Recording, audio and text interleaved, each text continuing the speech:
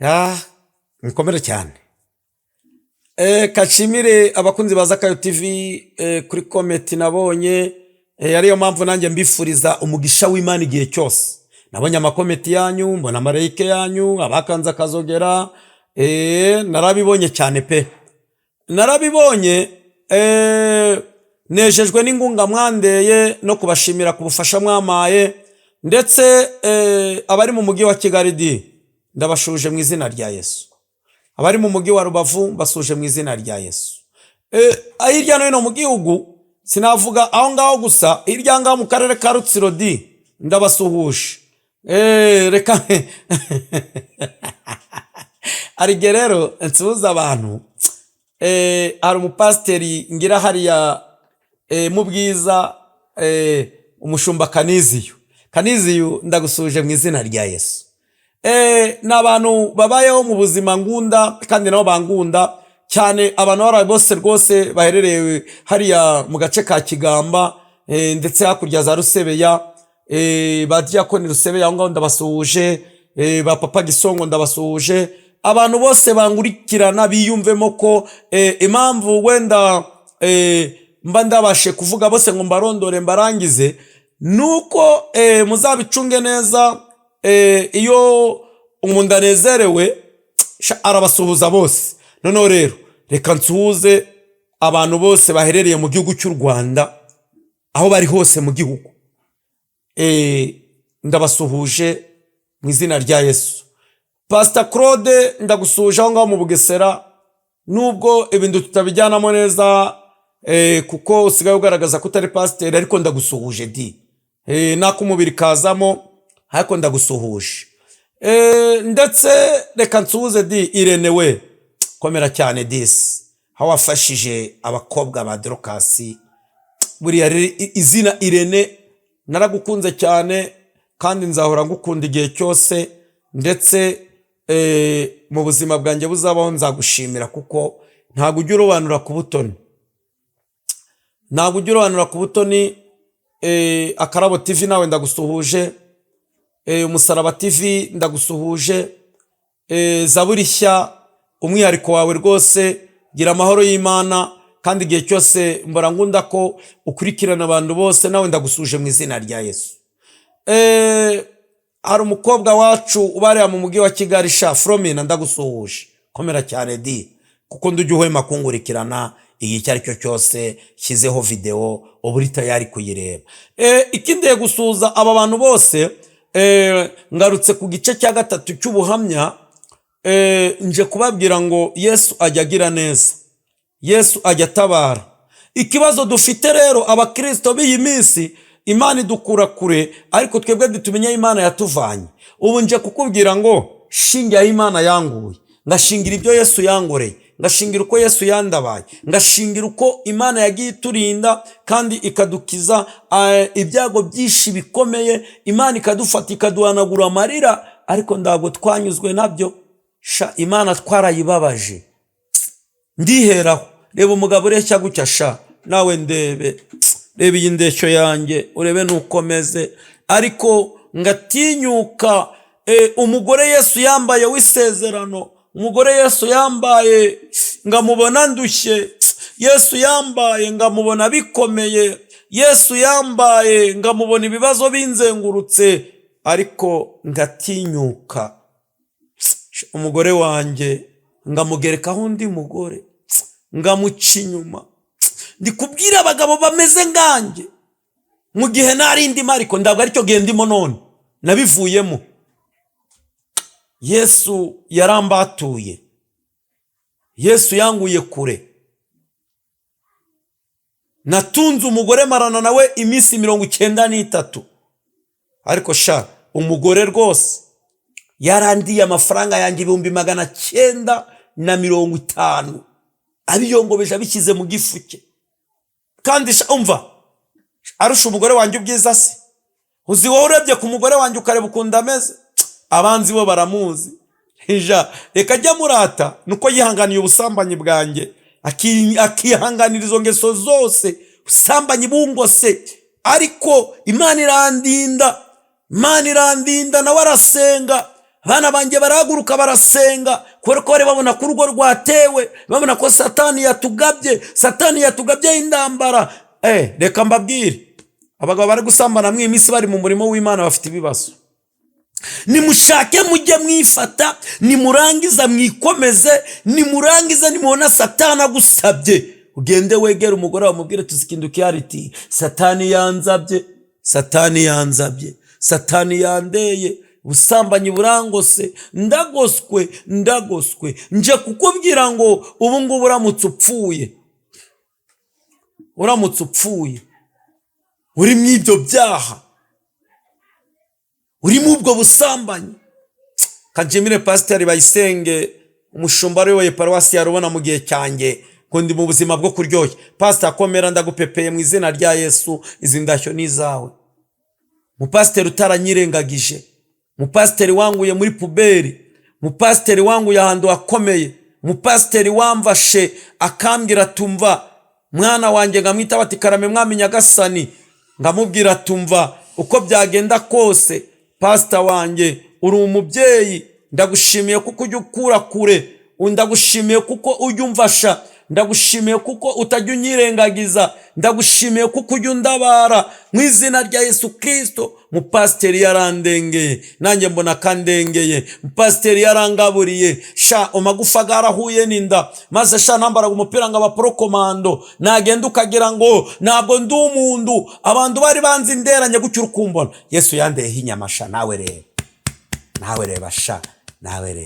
Nawe reba reba ukuntu umerewe neza, reba ukuntu mba niyumvamo izindi mbaraga, reba ukuntu mba niyumvamo ibindi bushobozi, reba ukuntu mba ndembera Yesu ari biri njyewe, nanjye nagenda ngumva ko aricyo Yesu yakoze. Aleluya, cyubahiro ni cy'Imana. Hari iwacu ho nasengeraga, abagabo bamba kato, abagabo barambeza, abagabo barandorongeza, mbura hepfo na ruguru, mbura icyo nakora, mbura icyo nafata, kubera ubusambanyi bwanjye bwari bungose. Burya iyo wasambanye baratubwira ngo iyo ukuyemo ipantaro ugiye gusambana ukayirambika hasi, byanga byakunda icyubahiro Imana yari yaragusize ukiyambuye ugitaye hasi. Niko n'umugore iyo yiyambuye imyenda agiye gusamba agakuramo umwambaro w'imbere akawurambika hasi, abarangije kwikuraho amavuta Imana yamwambitse. Niyo mpamvu usanga abantu benshi twarabaye ibikwacame, twarakwacamye, twarabaye ibishogoro, twarabaye ibintu bitabaho, ariko reba aho nabirekeye Yesu yansize amavuta. Reba umugabo w'imyaka 42, abantu barambwira ngo mfite 25, wowe urabona nda kibazo ufite, wavuye mu busambanyi bwawe Yesu akakugerera neza. Wa mugore we wazibukiriye icyo kizira ukava mu urwo rwaha rukomeye, Yesu akaza akakugirira neza. Yiteguye kutubabarira, Yesu yiteguye kudusiga amavuta, Yesu yiteguye kugira ngo nuvamo neza ukaza ukicara ukegamira. Aleluya. Ariko uzamenye ko Yesu nawe hari inzira afite zo kukugirira neza. Uzamenye ko Yesu, abantu bajya bavuga ngo dukora ibyaha, ngo abantu bamenye wihanira Yesu, wihanira waturira nde? Ngira umuntu waturira ndi kugira ngo ngubwire ngo njyewe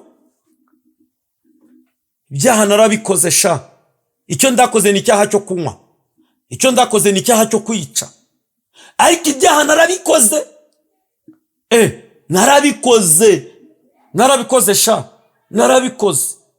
narabikoze nabiriye ngibiryo ndabigotomera, ariko igihe kigeze birangaruka. Uyu mpamvu urukumva nameze neza gutya, ni amavuta ya Yesu yangarutseho maze kwatura ibyaha byanjye, ni amaraso ya Yesu yangarutseho maze gukurikirana ko Yesu ari we wanguye muri puberi. N'abagore bakajya baranyuraho, none ukumva umugore arakubwiye, niyo ngeso y'abagore ba none, ukumva arakubwiye ngo se ngo kariya ngo karango kandongora kakanjobora, ngo kandukareshya kuriya. None nanjye yabivuga kubera ko niyizeye ku mbaraga zanjye, urumva nanjye ngabana munyarukiyeho.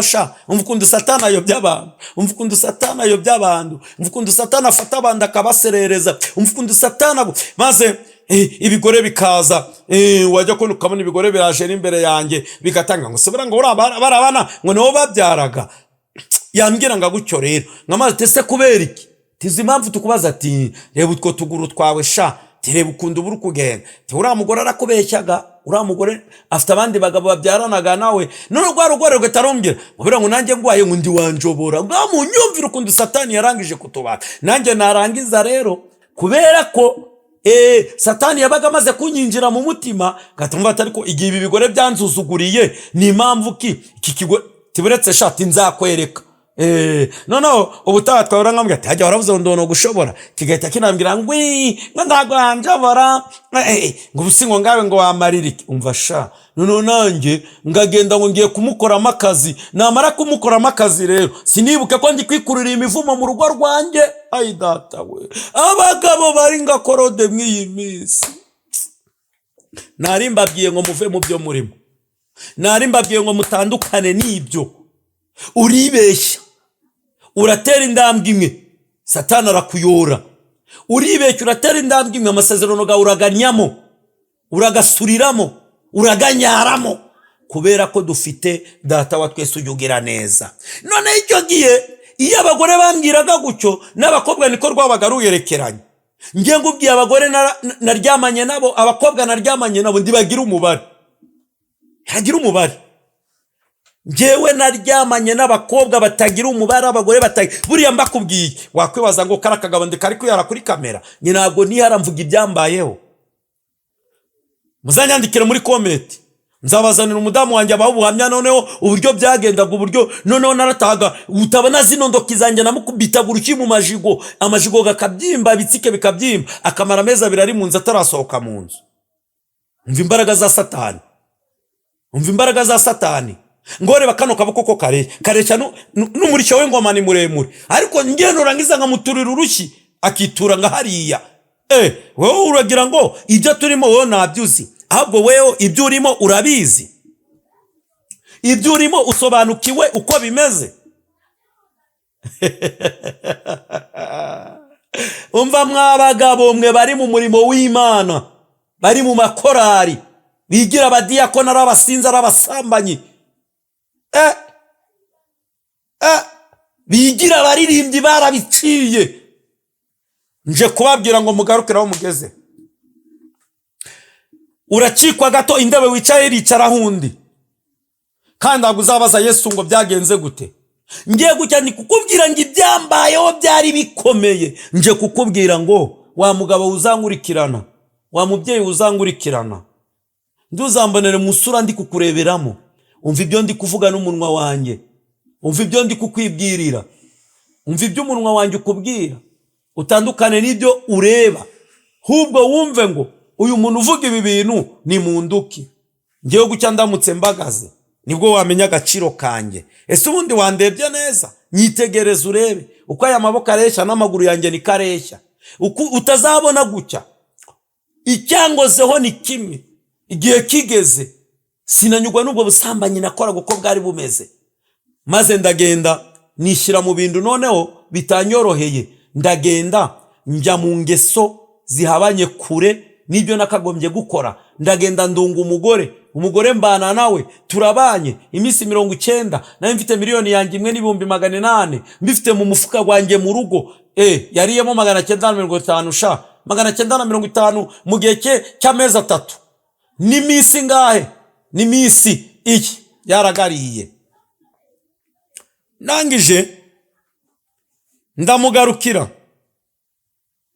umugore akambwira umva akambwira tumva akajya abwira abandi bagore ngo kariya nzakarya gahirime gasigare ndanurwara rugira go kwishima kajya karagenda gahungabane ariko nari mvite Yesu sha icyo Yesu yaguteguriye ntiwakibura icyo Yesu yaguteguriye uhorana nacyo icyo Yesu yaguteguriye muragendana icyo Yesu yaguteguriye igihe ari cyo cyose uba wicaranye nacyo uri gusangira nacyo uri kurya sha ukahora umeze neza njya kuva kuri uwo mugore navuyeyo wagira ngo narwaye sida njya kuva kuri uwo mugore navuyeyo narabaye nga pro commando nagenda ukagira ngo ni umuntu wo bafashe niba mubonaga cya gishushanyo kiri abantu bakunda guhinga indoryi muzi ko hari ikintu umushyiramo kiba kimeze nk'umusaraba gucya bakacyambika ibikoti barangiza kucyambika ibikoti noneho kira bakitaganye n'amahingura kiriya kitaga nyiramahingura. Noneho kiriya nene narabaye ngacyo kubera ko gucya nazamuraga umupira ukabara imbavu, imbasha. Umugabo aramenyereye kurya ifiriti, akarya inyama, akarya buri kimwe cyose, akumva aguwe neza. Ariko ni gucya nazamuraga umupira ukabara imbavu, 1 2 3 4 5.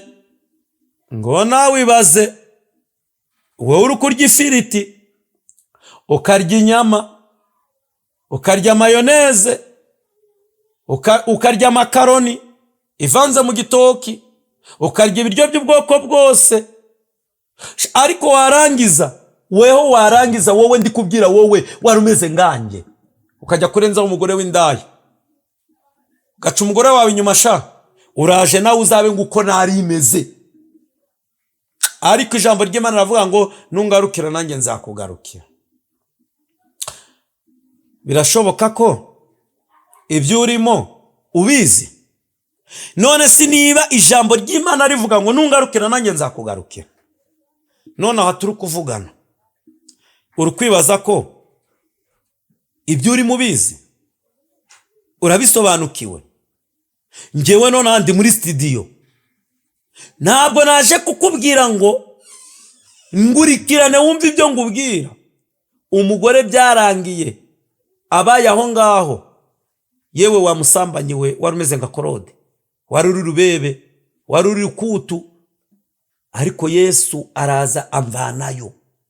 Nanjye nje kukubwira ngo vayo. Tambona muri kino gituza kimeze gutya, iki gituza cyari cyarazimangatanye, ariko maze kwemerera Yesu umwami wanjye w'umuremyi, maze kumubwira ati bayisenge mushumba nawe munyakazi, bamaze kunyemerera ko bangarura mu torero ngapfukama, bakandamburiraho ibiganza. Lazaro we komera cyane disi, Pastor Aburahamu komera cyane, barabatambye barangose bandamburiraho ibiganza, barongera banyaturiraho imigisha y'Imana. Barangije kunyaturiraho imigisha y'Imana, abo nari narasangiye nabo baranjugunye, bamwe batangira kugaruka, barambwira tumva ngwino tukugurira icyayi. Uwo munsi mvuye kuri paruwasi bavuye kunyakira, iyo nza kugira inda ndanywa icyayi cy'ibihumbi 10. Uwo munsi nariye ku nyama kubera ko abantu baranyishimiye, abona ndagarutse. Umva, nari narapfapfanye, naragiye mu butamenya, naragiye mu buhenebere, narapfapfanye. Ariko ngibuka ijambo ry'Imana dusanga muri Zaburi ya 25, ngabava mu masezerano ndamamvu bazakorwa n'isoni. Ariko twe twagumyemo, tumaze kwihana ibyaha tugumamo. Urabona uyu munsi wa none ko byo babimeze kose, nanjye niyumvamo neza ko hari akantu Yesu atoza mu nda. Buriya nshobora kuva hano ngagenda ngagerara kuri petite, ntagera kuri petite, ayi data we. Buriya uko byagenda kose, ntabwo Imana yabura ikiguha. Bitababazi beshara kuri petite iyo mbakandagiye hazabayo bababonye, buriya bababonye ubasura uwo munsi norandariye ku nyamasi, ntabwo byashoboka. Ariko reka mbabwire, nuko ari Yesu, atari we ndazo nabona, atari we ndazo nabona. Nose atari we nakwegera banizeye ngo mumbereze inyama bakemera. Ariko barambwira tumva ntabwo urarya ibishyimbo kabiri wageze kuri petite, karakara abantu babagabo. None si ni iki kibikora? Ni Yesu bikora. Ariko reka mbabwire namwe, birashoboka ko aho uhagaze none, uko wari umeze none, ubusambanyi bukomejemo, bizakomeza. Mu kindi gice nzababwira ukuntu byangendekeye, nzabasobanurira ukuntu noneho navuye ku mugore nambaye ubusa. Umva, nzababwira ukuntu navuyeyo, ipandaro nayikubise hano ku kaboko, umupira guri hano ku kaboko, mucikopiri hano ku kaboko, n'ingweto ndifashe mu ndoki. Umva, noneho ningoni yanjye ndi kwirukanga, saa 7 z'ijoro ndataha, ndangije ndakomanga. Umva amahirwe nagize, icyo gihe Imana yari yimye umufasha wanjye ibitotsi. Umufasha araza aramvungurira, ankubise amaso arambaza ati kuki wambaye ubusa? Toya ndambaye. Maze kwinjira mu nzu numva umuyaga gungubise mu bitugusha, numva umuyaga gungubise mu mugongo, umare kungubita mu mugongo. Ndabona menya ko nambaye ubusa. Turishuka ngo turambaye, ariko tuba twambaye ubusa, nta mwambaro twambaye.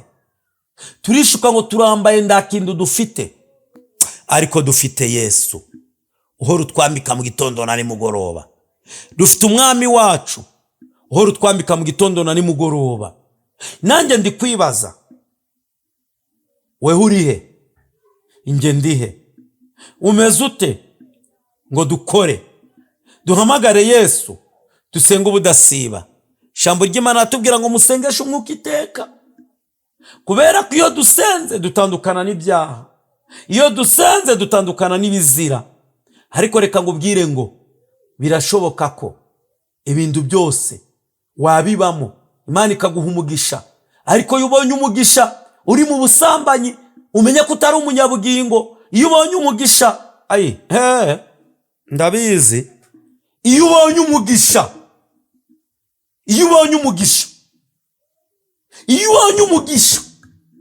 uri mu busambanyi, menya ko nta mugisha ufite. Nibyo uri kurya ukanywa ukanezerwa, abana bakiga, ukambara, ibintu bikagenda neza mu rugo, witwa umukozi w'Imana, kandi ubusambanyi bwarakwishe. Abarozi nabo ngabo nabo ndi basigaye. Uraroga ariko ukabona umugisha, uribeshya Imana ndiyagutumye gusarura, urabeshya, nta mugisha uzabona. Urabeshya, nta kintu ufite. Narengize ngo dusoze tubabwira ngo ko bazakurikirana iki kiganiro, tubifurije amahoro y'Imana, tubifurije umugisha w'Imana, tubifurije kuzahaha mu Karonga muri uyu mwaka, tubifurije kugira ngo icyo wifuza Imana ikiguhe, icyo ukeneye Imana ikiguhe, buri kimwe cyose usabye Imana ikiguhe, kubera ko aricyo gihe cyawe cyurimo, kugira ngo nanjye uzabone ukugura megabyte ngurikirane undera ingunga. Wakanze like, wakoze share, comment, wakanze kukazogera ubundi nurangiza ungurikirane, n'ubundi numara kungurikirana, ubundi nibwo uzaba undera ingunga ikomeye. Ikoresho byanjye naye ngeneye ngabine urukona muri studio naye ndabikeneye cyane, kugira ngo Imana izabane nanjye, Imana izabane nawe, kugira ngo umugisha w'Imana uzururukire kubana natwe. Bifurije guha mu Karonga, kandi Uwiteka Imana azabahaza uburame mukiri mu isi, azabatake ngo uburabyo, azabatake kwa kundi igishyimbo cyera shaka igahunda, namwe abari kazabataka umva, azabatake sheregi n'izahabu rizabagereho. Imana izabaha umugisha mu izina rya Yesu, amen.